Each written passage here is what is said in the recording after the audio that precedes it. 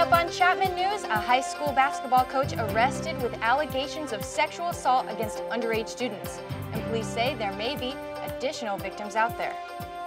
And apps that help you pick the perfect outfit and help you shop. Chapman students take to the tech grid. And we go behind the badge with retired Anaheim Police Captain Joe Vargas to talk about outfitting police officers with body cams.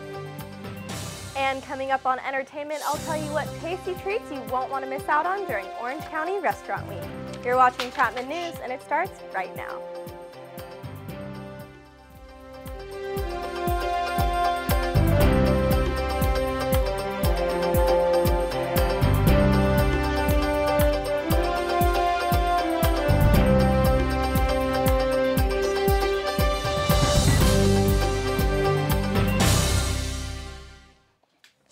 Welcome to Chapman News. I'm Monica Petruzzelli. And I'm Deborah. Kendrick. We have a lot to cover, but first we start off in Villa Park. A 19-year-old high school basketball coach is out on bail after accusations of inappropriate relations with two students surface. Synn Connor has our report. A Villa Park High School coach was arrested Wednesday after being charged with alleged sexual misconduct.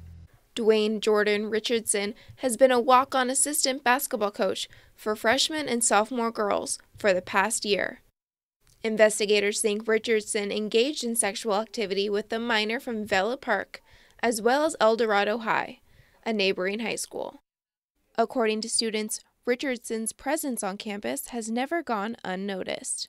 Well, it's shocking, but that coach is young, and we've all seen him. And, you know, girls have made comments about, like, him because he's nice looking, I guess you would say. I saw him walk in one of the doors towards the girls' locker room, and he walked in with the team, and he had his hand, like, on one of the girls' lower back, so it kind of, like, irked me. And I turned towards a few of my friends and even said, like, that was a little suspicious. While it is unclear whether the acts were consensual or not, according to classmate Liz Morano, the victim did attend school today. I mean, I'm guessing if she was fazed by it, she wouldn't show up to school because she would be embarrassed. You know, high schoolers talk. Now Richardson is out on bail, but is expected back in court pending the decision of the Orange County District Attorney's Office. From Villa Park High School, I'm Synn Connor, Chapman News. Police say more students may come forward with additional information. They are encouraged to call the OC Sheriff's Department. Breaking news, just in our newsroom, a man was killed in an officer-involved shooting near Santa Ana Police Headquarters less than an hour ago. Reporter Mitch Eby is live in Santa Ana for us. Mitch?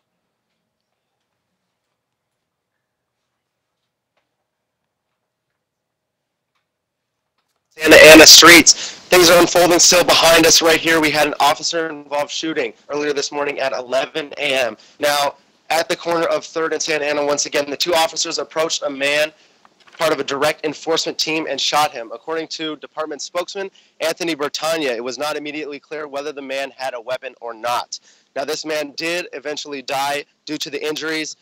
No officers were harmed, and there's no details at the moment on the reason for the shooting, why they shot the man, but we will bring you more details here from Santa Ana as the story develops. For now, from Santa Ana, back to you in the studio. Thanks, Mitch. Thanks, Mitch. We'll continue to update you with information as we get it.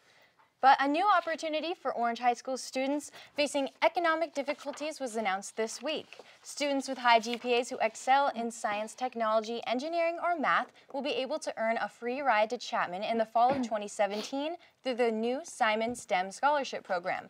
In addition to tuition, students will receive a computer, academic support, and college-level research experience. This is the first formal relationship the university has had with the high school. 4 10th graders will be selected by the end of the school year, and if the program is successful, Chapman should be expecting 16 new STEM scholars to join the university by 2020. The battle for the bag, an ongoing fight as California's plastic bag ban was suspended this week and is now back in the hands of Californians. The law lobbied for by California environmentalists had banned the use of plastic bags in grocery stores, supermarkets, and convenience stores. But now American Progressive Bag Alliance has rounded up enough signatures to put it back on the ballot. The plastic bag manufacturing trade group strongly opposes the law, saying that it would cost California thousands of jobs. The law will be back on the ballot in the 2016 election. Chapman students and community members came together last weekend to beautify their neighborhood as part of a PR campaign. Reporter Amanda Larsh has the story. The Bateman Challenge is a national public relations competition for students where they organize and run their own mock campaign for a nonprofit. This year, the group Home Matters was chosen, which raises awareness about creating better communities.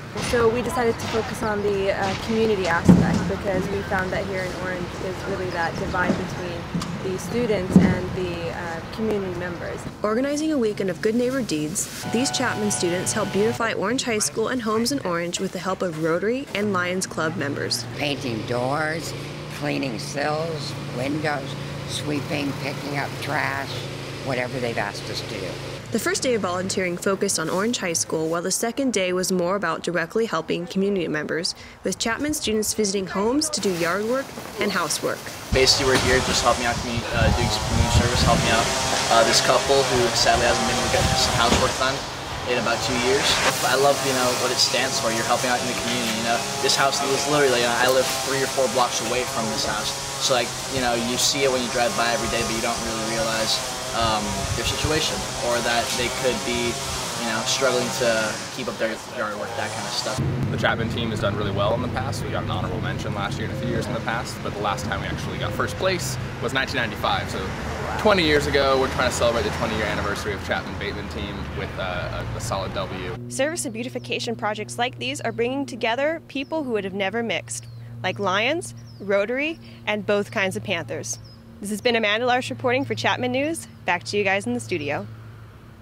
The last day to take part in the Bateman competition is February 28th. Monica, that sounds like a really good competition. It really does. Yeah. Now, onto an investigative report. Santa Ana has the highest rate of violent crime in Orange County, but that rate has fallen significantly in the last decade. Santa Ana police and the district attorney believe that an injunction against gang activity is a big reason why. OC Superior Court Judge Franz Miller made Santa Ana's Townsend Street gang junction the second safest zone in the city's history. The injunction is a restraining order against documented gang members, a civil suit meant to control their behavior and activity. But groups like the ACLU and Chicanos Unidos insist that basic human rights and freedoms are being violated. This spring, Chapman News investigates the ongoing controversy over gang junctions and their role in the city officials' efforts to make the community of Santa Ana a better place to live.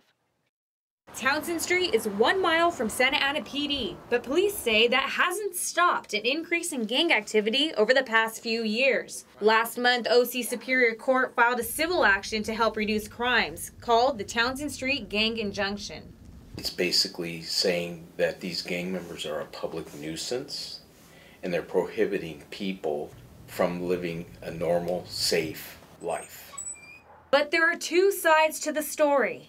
Injunctions have a history of being oppressive and silencing the community so they don't oppose institutional racist laws and policies like this. It's not just the people on the injunction that are affected. It legalizes racial profiling. And it violates basic constitutional rights, like the right to assemble and freedom of speech. But Santa Ana PD says it's worth it if it brings safety back to the community. Our goal in life is to educate our kids, give them the opportunity to make a better life for themselves. Gangs is not a better life. Trials will be taking place this March to try and remove names from the injunction list. But the court case that will determine if the Townsend Street gang injunction is here to stay is not until April 27th. This means that the community of Santa Ana will have to decide which is more important, human safety or human rights. Melissa Cano, Chapman News. The fight over the future of Townsend Street will be playing out in Superior Court over the next 2 months. We'll bring you the latest on the injunction as Chapman News investigation develops. An Orange County resident crossed the finish line to her own personal running goal last week. 60-year-old Beth Sandin finished the 26-mile track through Antarctica in hopes to reach her goal of running a marathon on every continent. In 2002, Sandin was partially paralyzed in a cycling accident, but that didn't stop her. Since then, Sandin has completed each marathon with a special hand cycle and has raised nearly $70,000 for charity along the way. Sandin is the first challenged female athlete to complete a marathon on every continent. That's a great story. Apps on our iPhones and Androids are changing lives every day in the 21st century, and now students from Chapman University have developed a new app to help people with autism. Reporter Yuri Charan brings you the details. Texting, social media, and even reading the news can all be done by your touch on a smartphone. But a group of Chapman University students took the idea of apps to another level when creating Smart Dresser. Basically, with the app, you have two options. So you add all the items in your closet, and then you can either create an outfit from scratch, so the app will do everything for you, or you can pick an item, and then the app will try to build an outfit around it. The idea behind the Smart Dresser app came from Chapman University professor Dr. Eric Lindstedt on a research project about autism. The idea of the app is to make people with autism's lives much easier when it comes to picking their outfit of the day. It actually shows you the current temperature outside, and that our algorithm would also take that into consideration. So if it was too cold, it wouldn't suggest a tank top. The Smart Dresser team has been recognized by the Autism App Jam competition by winning an award for their creative idea. Autism App Jam is a competition that was hosted in UCI last year, and Chapman was invited to participate. So we submitted Smart Dresser to the competition, and we won the People's Choice Awards, which is basically people would go around and then they would mark which app they wanted the award to win. If you're wondering if you can download the app right away, you might have to wait just a little bit longer. I think right now the plan is to get a beta version out there, so we definitely want to get this in the hands of users and get some feedback as soon as possible. So over the next 4 months, we're going to try to get a working version up on the internet somewhere. From Orange, I'm Yuri Sharon, Chapman News. For more information on the Smart Dresser app and the Support the Cause, visit smartdresser.weebly.com. Coming up, forest fires could burn hotter this summer. We explain the hidden problem causing a major fire hazard, especially in Orange County. And what do Africa, Alaska, and Argentina all have in common? They're all represented at the LA Travel Show. We'll take you there after the break. 67 degrees and partly cloudy in Orange right now, but winter storms coming your way. We've got all that and more after the break. You're watching Chapman News.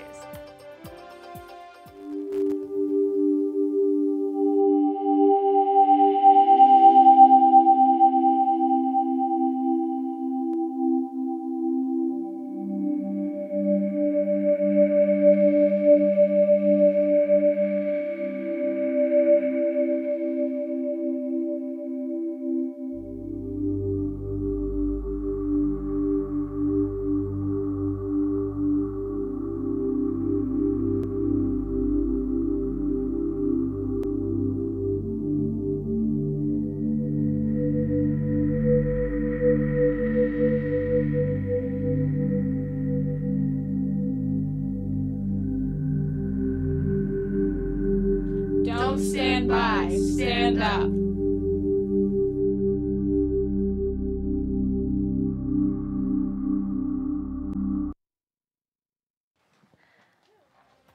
Leonard Nimoy, who played Mr. Spock on Star Trek, died at his Los Angeles home today. Nimoy's wife confirmed his death to the New York Times. The 83-year-old was suffering from chronic obstructive pulmonary disease he attributed to his years of smoking. Nimoy was hospitalized earlier this week. The New York Times reports that Nimoy is survived by his 2 children, a stepson, 6 grandchildren, and 1 great-grandchild. Now it's looking like quite the payday for Allergan CEO David Pyatt. Announced last November, the Irvine-based pharmaceutical company Allergan is being sold to Actavius at the steep price of $66 billion. While Actavius has stated its plan to replace most of Allergan's executives, the company hasn't commented on Pyatt's future. One thing Actavius plans to keep after the merger is the famous Allergan name. If Pyatt is let go without reasonable cause, he will receive a final paycheck of nearly $100 million. Irvine-based Allergan began as an eye care company in 1948, and today they are most famous for their wrinkle remover, Botox. A new wardrobe can mean making a difference in the world with the new Tell On Me app. Reporter Vivian Vu has the story. In 2008, 10-year-old Kian Varin was diagnosed with acute lymphoblastic leukemia, followed by 4 years of chemotherapy. But after Make-A-Wish granted Kian's wish to meet President Obama in 2011, his father found inspiration for the Tell On Me app. It's designed to actually get the consumers to be proud of the charities they support. Now Kian is an ambassador for Make-A-Wish and is determined to make a difference. I hope that I can encourage others to become part of Make-A-Wish so they can contribute to organization, so they can have other kids have their wishes granted. So for every purchase, Tell On Me donates $10 to the charity of your choice, and that $10 is tax deductible, which means even better news for you. You can choose from 4 categories of charities to further your cause: environmental, well-being, public service, and global. You know, there's only so many charities that you could support at any one time. And so we figured, you know, there must be a better way to do it. We dream big, we think global, but we need to act local and take one day at a time. The Tell On Me app is available for free on the iPhone and online at tellon.me. Good style really does meet goodwill in this case. So go out, buy a new outfit, benefit a charity, and impact the world. Reporting from Orange, I'm Vivian Vu, Chapman News. The app includes free shipping to anywhere in the U.S. and will be available on Android phones in coming years. Traveling is an exciting but stressful hobby to have, and for some people it can be very difficult knowing where to go and how to get there. Now luckily for locals in Southern California, there's a perfect event for even the most savvy travel expert. Here's Tara Stute with the story. Cultures from around the world flew to Los Angeles this weekend for the 10th annual Los Angeles Travel and Adventure Show.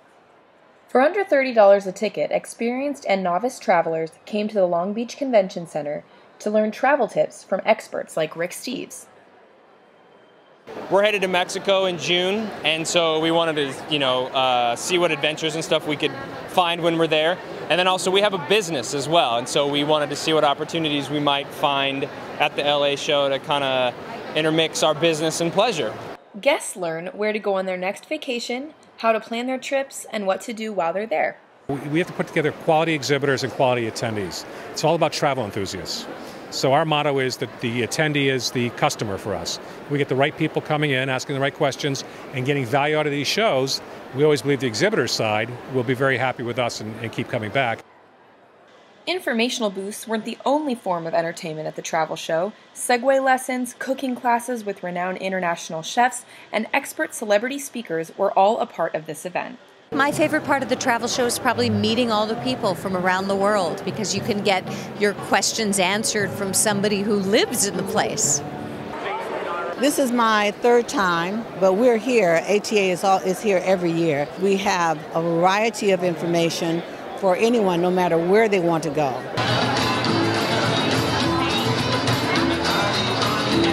There's something for everyone here at the LA Travel Show, from scuba diving to travel gear, even trips around the world. In Long Beach, I'm Tara Stute with Chapman News. The Travel and Adventure Show will be headed to Washington, D.C., Philadelphia, and Dallas, Texas in the upcoming months.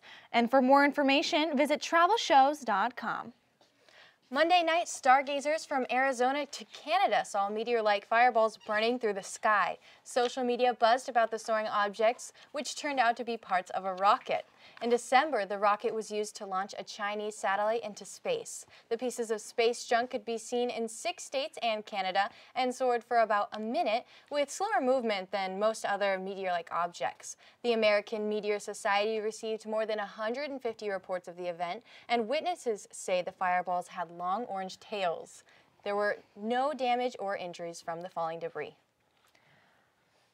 Earlier this week, Alaska became the 3rd state to legalize marijuana, but Arizona is still struggling to stop the illegal trafficking of drugs. Bisbee police found a truck containing over 4,000 pounds of marijuana Tuesday morning. Officers arrested the driver who carried more than 200 bundles of marijuana that had an estimated value of $3 million. Located along the Mexican border, Border Patrol and Immigration and Custom Enforcement took over the investigation, finding a tunnel under the house that allowed the drug traffickers to smuggle marijuana across the border. So far, only 2 men have been arrested, but the case remains open for further investigation.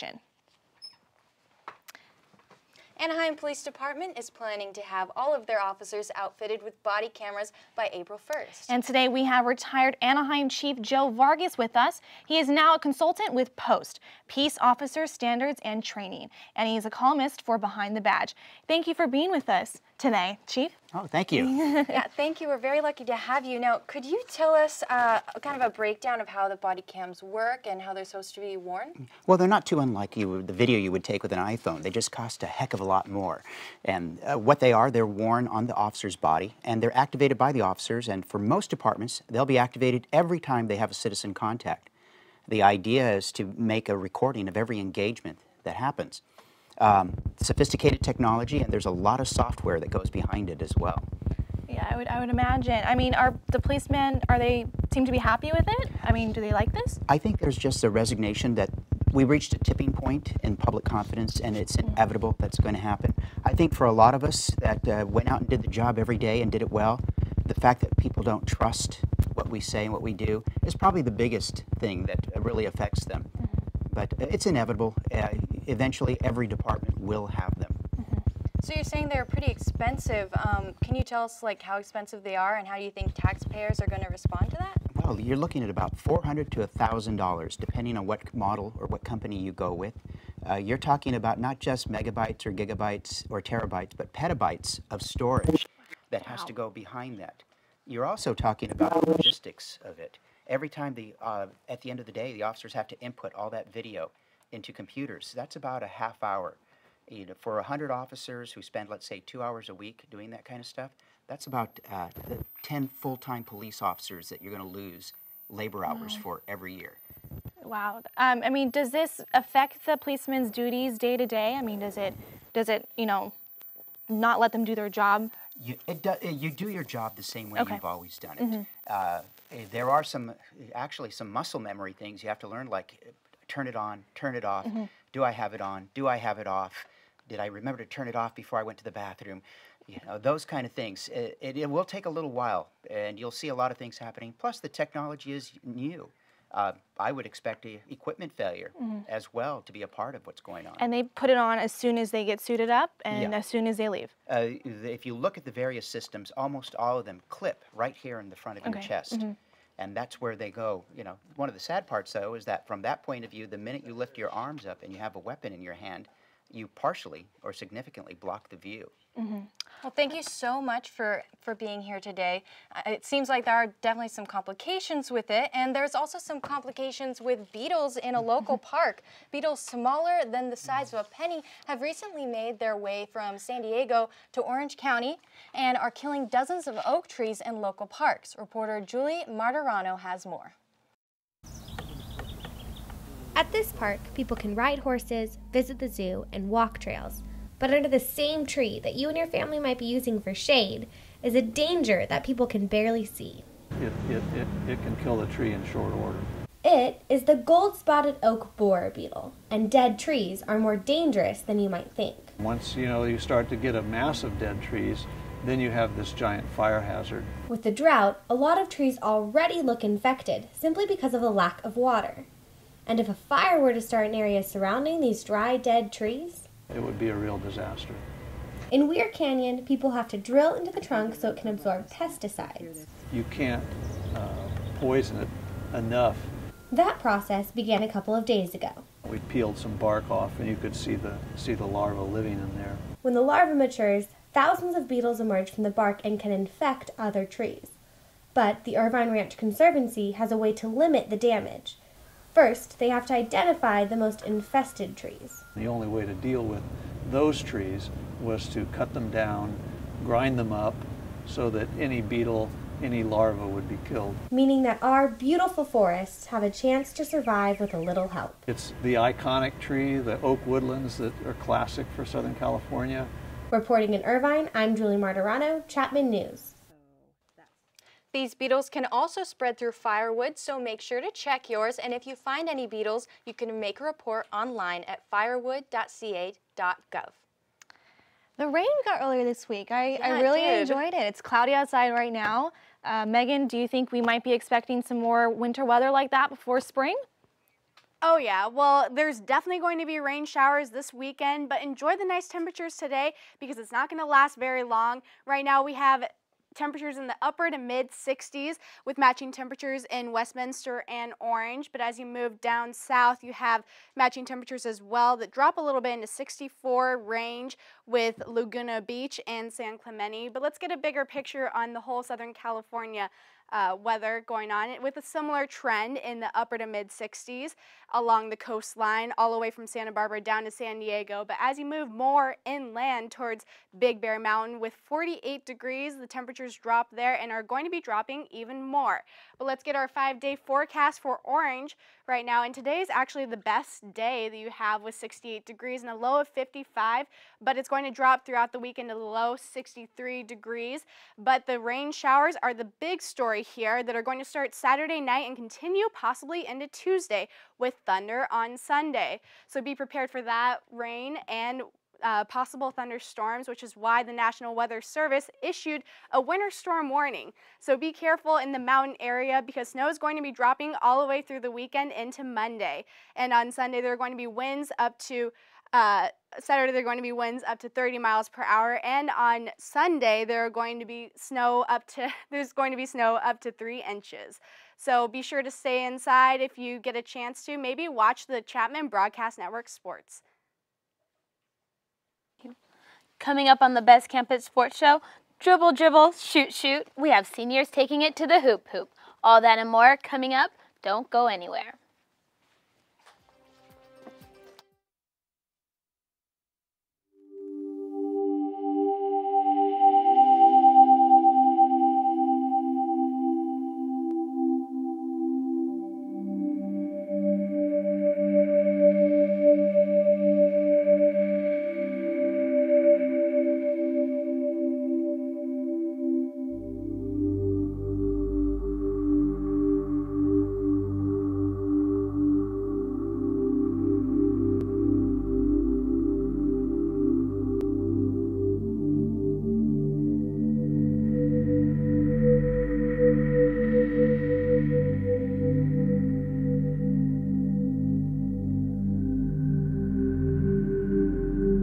Don't stand by, stand up.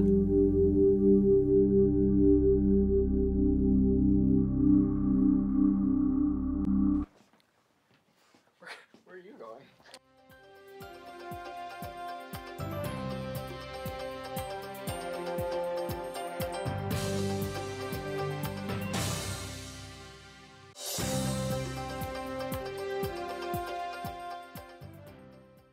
Emergencies and disasters happen with little or no warning and often occur while you are away from home.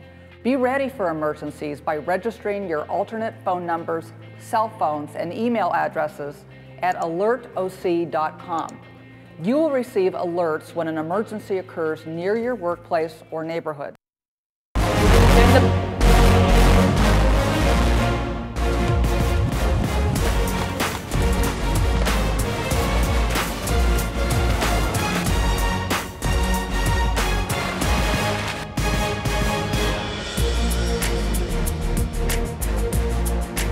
Welcome back. I'm Renee Willis, and are you ready? Because I'm ready. The Best Campus Sports Show right now. Let's get it.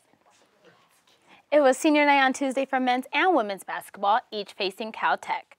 First was the Lady Panthers, fighting to finish for third in the Skyak. To the hut we go. A total of 5 seniors in their last ever home game at the Hutton Center. Look at that. Chapman over here leading 29-11 early on in the first, but Bridget Connor would try to cut that deficit with this shot. She would finish with a team high of 13 points. With the Panthers over here with a little bit of ball action as they pass it to Jamie Hum Nishikado. She would finish with a high of 12 points. With the clock running down, Nicole Moy sinks a jumper to make the score 41-16 to end the first. Look at that shot. Woo, gorgeous. The second period was the same story as Chapman continued their dominance on the floor. Here's Andrea Villanueva getting the ball in the lane and driving to the basket. Panthers smother the Beavers. Final score 85-35. Now to the men. With a win, they would solidify the first place in the Skyak and earn the right to host a playoff game. The Panthers play their last home game for their 6 seniors. There they are right there. Colin Zavernick's getting things started early. Here as he's drilling the long-range jumper for 2. Here we have a little brother-to-brother action as Justin Young passes to Jordan Young, who drains it from deep. What a beautiful shot. Taylor Hamasaki was the leading scorer, as you can see here, with a score of 20 points with that layup. Gorgeous. Chapman will go on to win 68-64.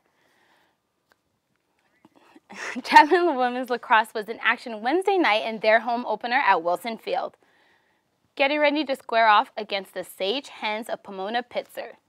Chapman starts hot from behind the goal, number 19, Michelle Mendoza scoring, but then the Hens answer back quickly on the fast break. Second half, Panthers are out 4-goal lead, goals from Junior Brooke Martini and Junior Kylie Moore. But the tide quickly changed for the Panthers, who turned the ball over there. Pomona goes on to score 5 straight goals, and they come back to spoil the home opener, winning 10-9. Chapman plays Occidental Saturday night at Wilson Field. Angels outfielder Josh Hamilton suffered a cocaine and alcohol relapse in the offseason. Earlier this week, Hamilton met with MLB officials regarding the disciplinary issue. Hamilton has a serious drug and alcohol problem throughout his career and is now required to drug test 3 times a week. With the season approaching, Hamilton is currently rehabbing his shoulder in Houston away from the team. He had surgery on his shoulder earlier this month. Hamilton is expected to be out until at least May, and after the relapse could face further suspension, Hamilton's agent has yet to comment. And that's a wrap on sports. I'm Renee Willis. We'll be right back.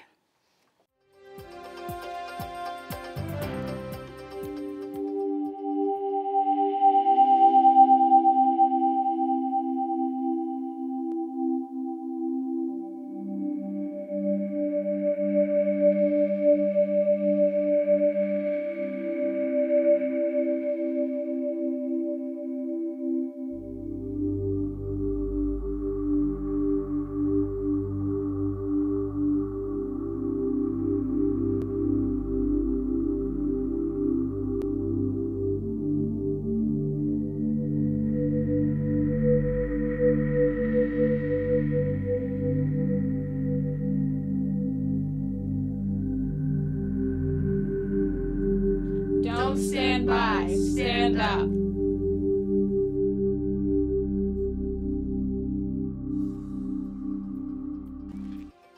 Welcome back. We're just about ready to wrap up this week's show, but before we do, our entertainment reporter Roma has some exciting events to tell us about. And some of them are just as close as Disneyland, just down the street from us. So let's not miss out on what's going to happen right here in our own backyard. Roma? That's right, guys. If you don't know what to do with your weekend quite yet, don't worry. I'm about to give you plenty of options. This Sunday, March 1st, is the Spring 2015 Dapper Day celebration, and it's right here at Disneyland Parks. The Dapper Day is fun, simple, and open to kids of all ages, and all you have to do is show up to the Disney parks in your most sophisticated attire, ready to show off your dashing dapper outfit.